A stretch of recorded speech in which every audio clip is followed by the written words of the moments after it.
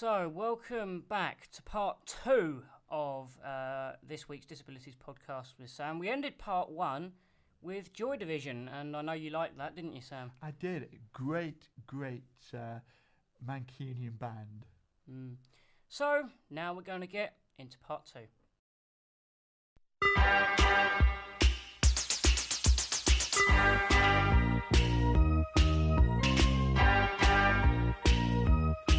Sometimes I feel I've got to run away, I've got to get away from the pain you drive into the heart of me. The love we share seems to go nowhere, and I've lost my light, for I toss and turn, I can't sleep at night.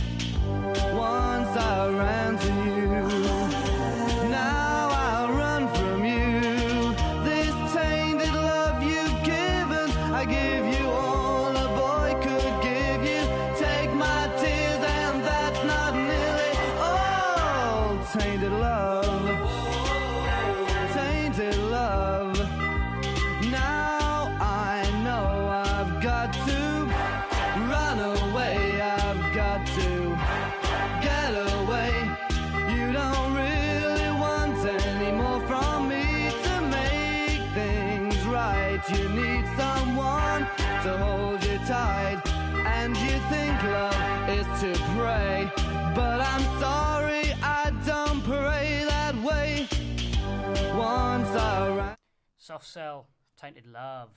Good song. Yeah, I really like that. I'm a big fan of Mark Almond, I think, who's the lead singer for that one. He's got a really great voice. I mean, nice to see he was doing a bit of a comeback tour last year. Okay, so now we're going to go on to something that could be a little bit of a kind of touchy subject, so if you don't want to talk about it, let me know. But how, sort of in general, do you feel about your disability? I mean, to be honest, everybody's got some form of disability. The difference Yep, is they have. people can see ours. They just necessarily can't. They can't always see somebody else's. You make the choice to be positive and to handle it in a positive way. Yeah, absolutely. What about kind of how people react when they find out about your disability? How do they, it can be within your working environment or just in general, how people react when they find out, that you've got a hearing loss? I think that's a really difficult one, because I think I don't really fit into the usual sort of deaf person's box, as it were. I mean, for all intents and purposes, yes, I have a hearing loss, and yes, I wear a hearing aid, but I don't tend to behave in the way that somebody who has a hearing loss does. And I think people find that really difficult to quantify, because people think, how is this person supposed to behave? What are they supposed to do? And I think people think, I'm not sure about that. And I think maybe that makes them a little bit wary. Maybe that makes them think, what's this person like? What's their game? But the people that get to work with me on a day-to-day basis, realise actually there's actually a really genuine person underneath all that. And actually he has a lot of failings, a lot of weaknesses, and he's not frightened of showing them. And who is very magnanimous, very open-handed. I think sometimes that's difficult for people. I think it'd be easier for people if I didn't have any speech, and if I didn't behave in the way that somebody, the stereotypical deaf person did, then that might be easy for people to deal with. I guess it shocks people. It is. It is a shock. I think it is a shock. But I think it's choosing how you want to live your life, and not allowing what I've never allowed anybody to say to me, you can't do something. No, I mean, I accept that I have my limitations, And I'm never going to be a Premier League footballer, as I always dreamed of being. Yeah, I'm never going to be a goalkeeper. Well, you could be, but it just presents a whole new set of challenges. I mean, we'd be losing 6-1 every week, but I don't know about that. What you need some kind of chip inside the ball that tells you how close the ball is and what angle it is, and then at least you've got an outside chance of diving in the right direction. Yeah. It's all a question of skill. There are no what am I trying to say? There are no there's no difficulties or problems there. It's just finding other solutions. Yeah, definitely. And I think you have to think in that way. And I think I'm always interested in the new technology that's coming out. Yeah. That helps me to listen to conversations, to listen to what people are saying. I'm always interested in new things that really help me. So I have a device that connects with my hearing aid. That means I can answer my mobile telephone, which looks a bit weird when I'm walking down the street because it looks like I'm talking to myself. But there's all sorts of there's so many different things that are out there, and I think you just have to do the best that you can. Oh yeah, I think that's one thing where technology is really good. I mean, I use both Apple products and Samsung products. I've got an Apple phone, and I haven't. Get it right. I've got a Samsung phone, and I've got an iPad.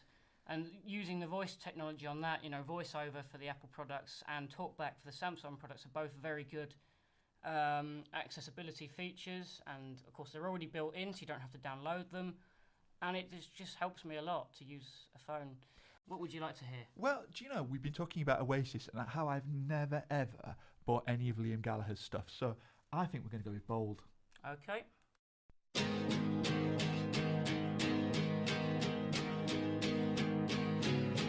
Gonna take you off my list of to-dos. I'm gonna sing my soul, shake off these blues. 'Cause it's alright now.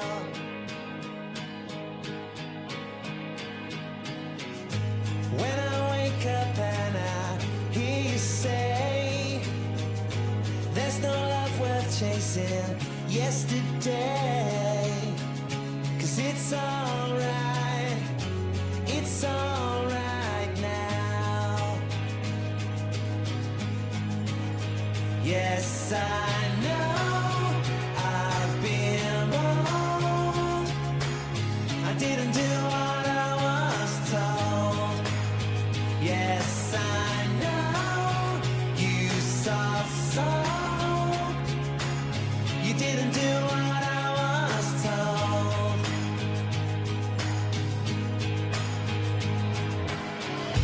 I ain't looking for you 9 to 5. I'm sick of wasting my sweet, precious time. 'Cause it's alright now. Yes, I know I've been wrong. I didn't do what I was told. Yes, I know you saw soul. You didn't do what I was told.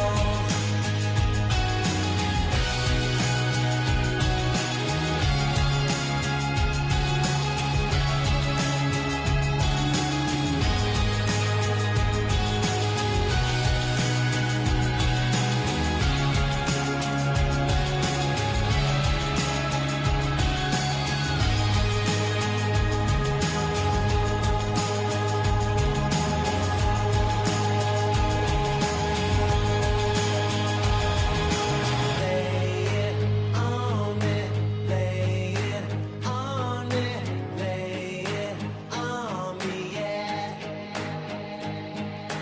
Lay it on me. When we get into talking about misconceptions, then this could take a while to talk about this because there's a lot. What are the most kind of common misconceptions about somebody that's got a hearing loss? Oh, that's a really interesting one.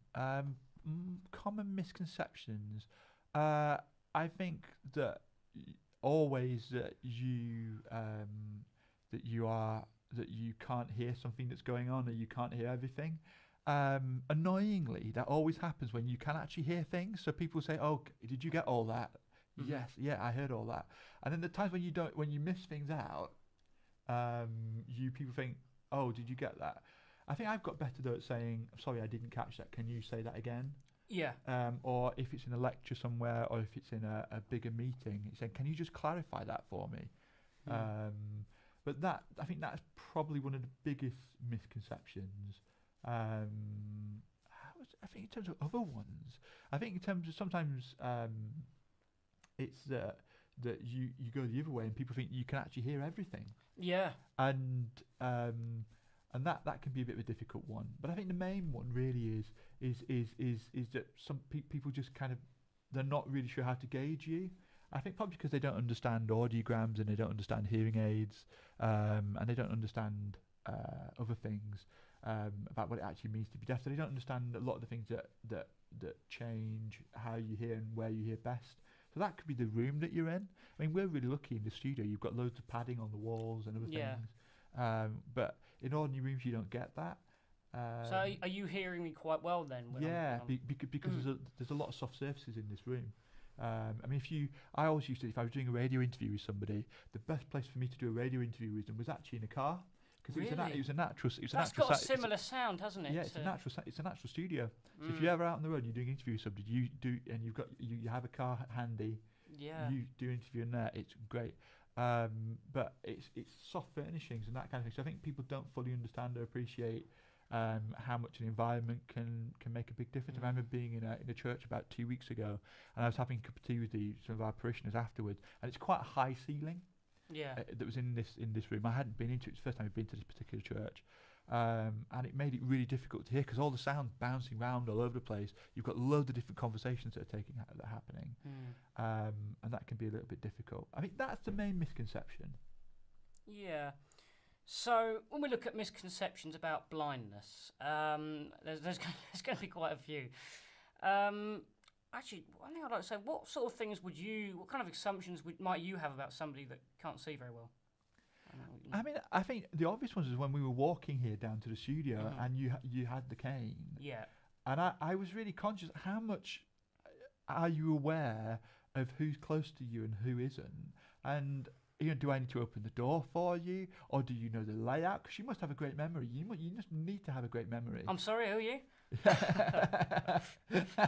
It's a bit like the joke, isn't it, about short-term memory? Yeah. Did I tell you I had short-term memory loss? Sorry, did I tell you I had short-term memory loss? Yeah.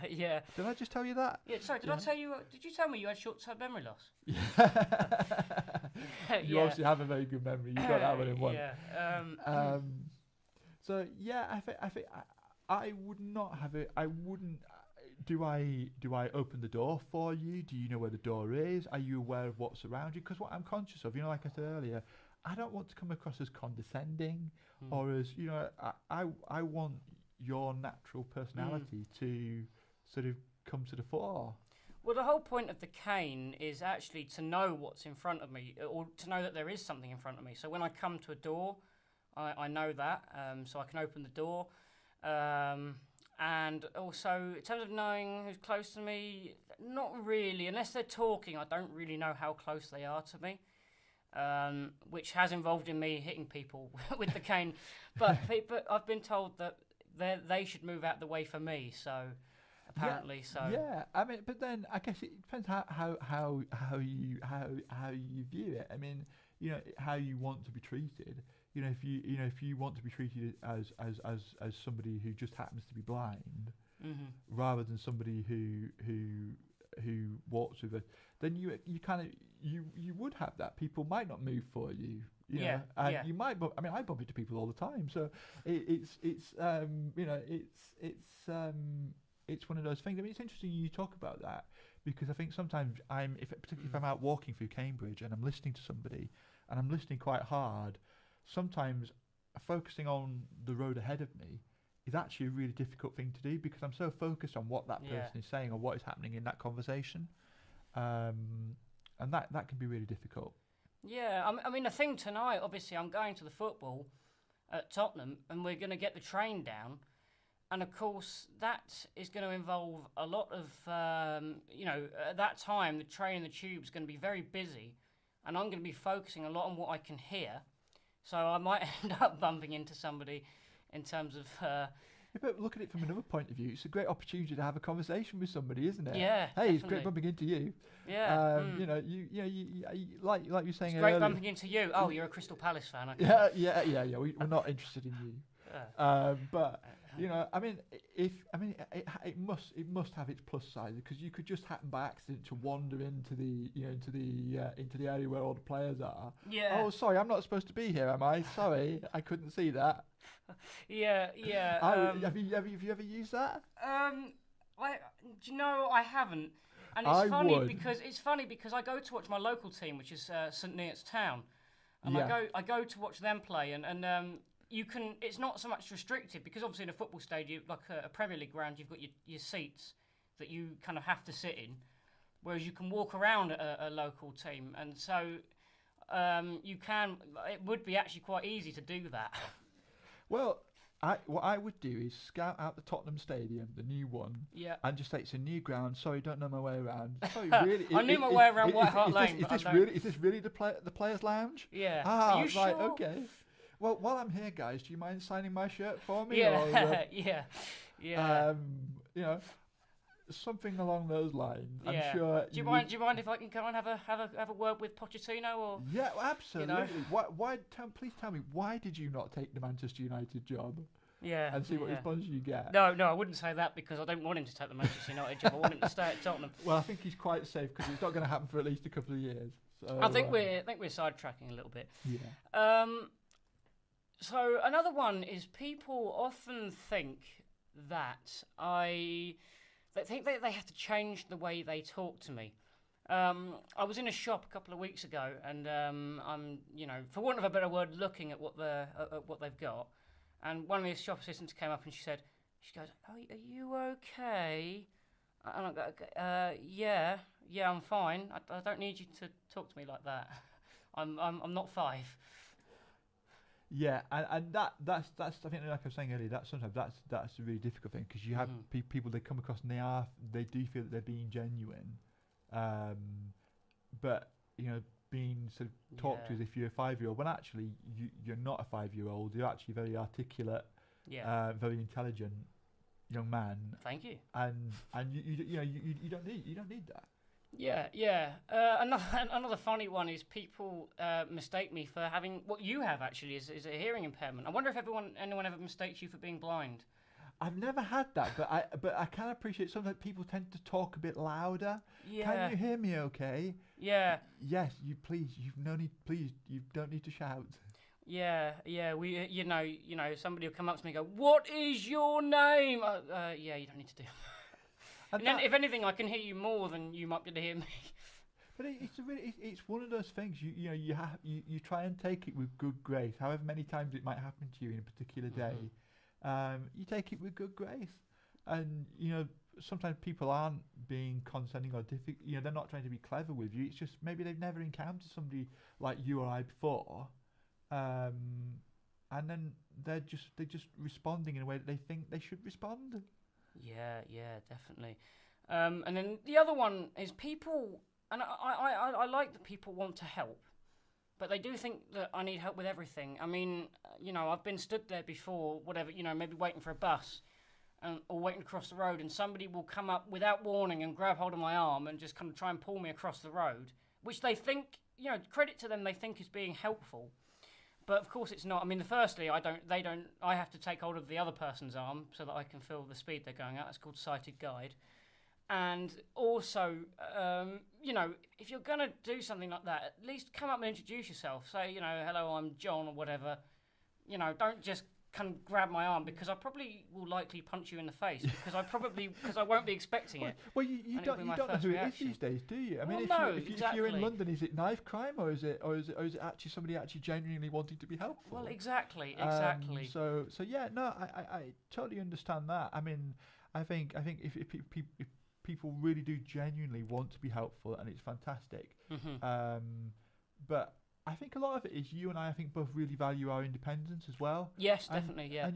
I know I really value mine. Yeah, I really value and mine. it's something that's really important to me. It's part of my identity. The fact that I can actually go out and do things for myself Yeah. actually give me a lot of. It really helps Mhm. and bolsters my self-esteem. And the other thing is, if I don't know about you, but if I need help getting across somewhere that I mean, if I'm in St Neots, because that's where I live, I know the area. I've lived there all my life. I know what I'm doing. But if I'm in a new area and I don't know it, then I'll I'll ask for help because I'm perfectly capable of actually saying, look, would you mind telling me how I get across this street or whatever? Yeah, and I think people are really good about that. I mean, sometimes if I'm on the train or I'm somewhere, because I can't always hear the announcements on the tannoy, I'll actually just say, I'll turn to the person who's next to me and say, what does that actually mean? Or if there's been an announcement relating to a train that's delayed, I say, sorry, what does that mean? And Yeah, again, something we have in common because not all trains do the audio announcements. They'll just flash up on a screen saying the next station is King's Cross. I tell you what is useful though is if you're waiting to cross the road somewhere, I use all the little thimbles on the underside of the thing Yes, to go round yes, because I I use can't those. hear the beeping noise. Yeah, and I use them because obviously I can't see the green light, and the bleepers don't actually always work. They're not all. Some of them don't work, so I use those because pretty much all of them have those little spinny Things things. that go round underneath. Yeah. It's a fantastic Oh, invention. it is. I mean, I did not realise that they were there until, by accident, about 10 years ago. Somebody actually pointed it out to me, somebody who was being really genuine, and said, oh, are you okay? Will you be able to cross this road? And I said, yes, I should be able to. I can see the green light. So there is a thing under there. If you can't, you want to put your hands on it. Yeah.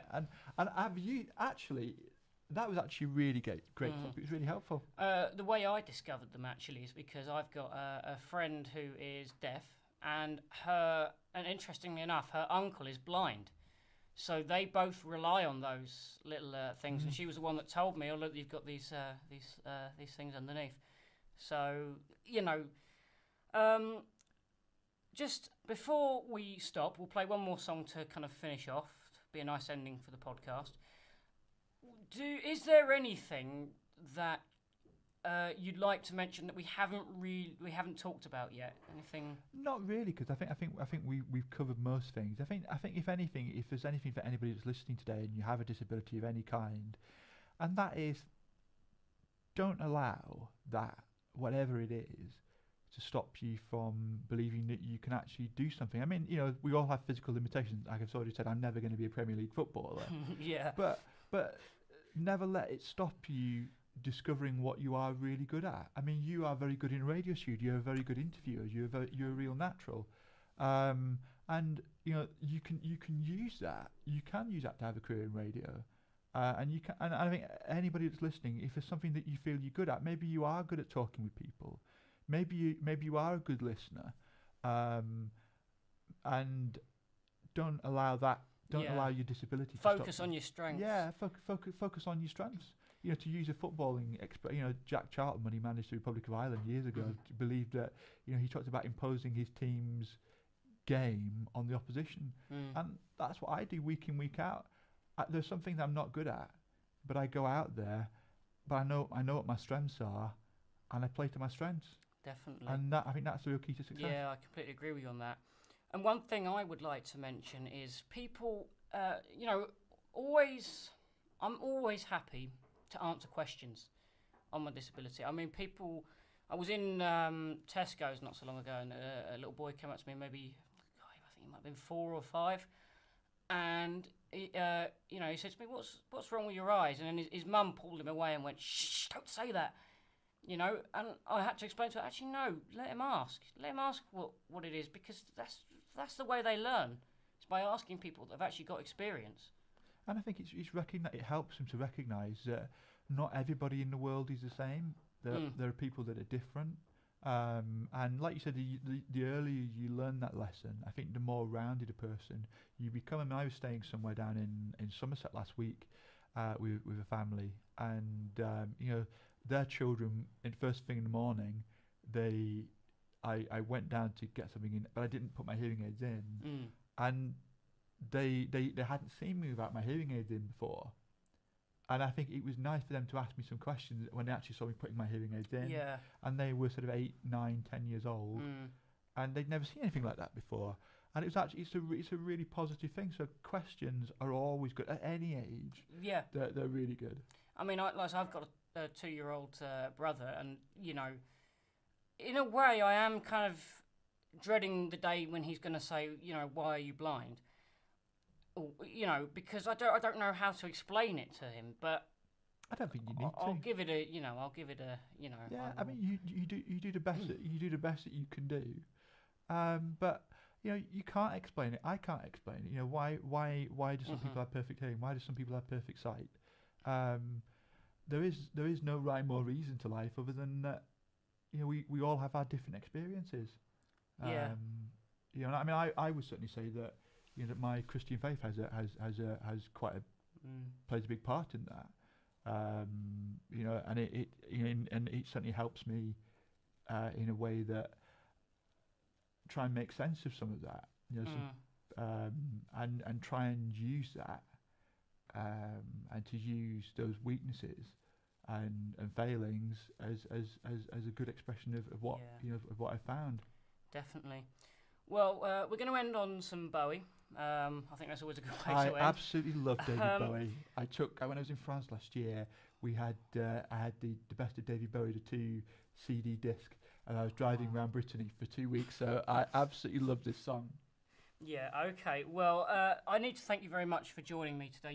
Your points have been very valuable, and you know, thank you so much for joining me today. Great to be here. Thank you.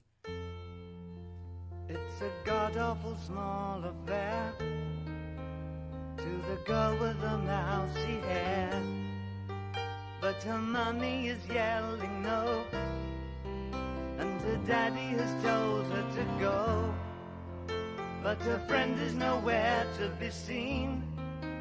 Now she walks through her sunken dream to the seat with the clearest view, and she's hooked to the silver screen. But the film is a sad thing for she's lived it 10 times or more. She could spit in the eyes of fools if they ask her to focus on sailors fighting in the dance hall.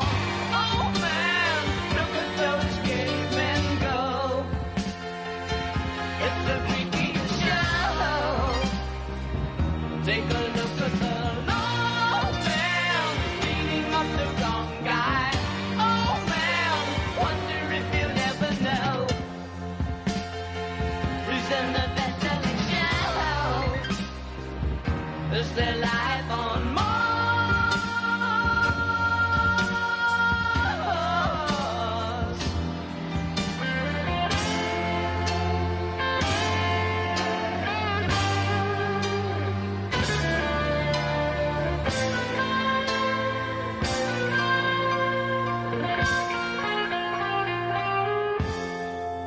It's on America's tortured brow that Mickey Mouse has grown up a cow. And now the workers have struck for fame, 'cause Lennon's on sale again. See the mice in their million hordes, from Ibiza to the Norfolk Broads. Rule Britannia is out of bounds, to my mother, my dog and clowns. But the film is a sad thing for, 'cause I wrote it 10 times or more. It's about to be writ again.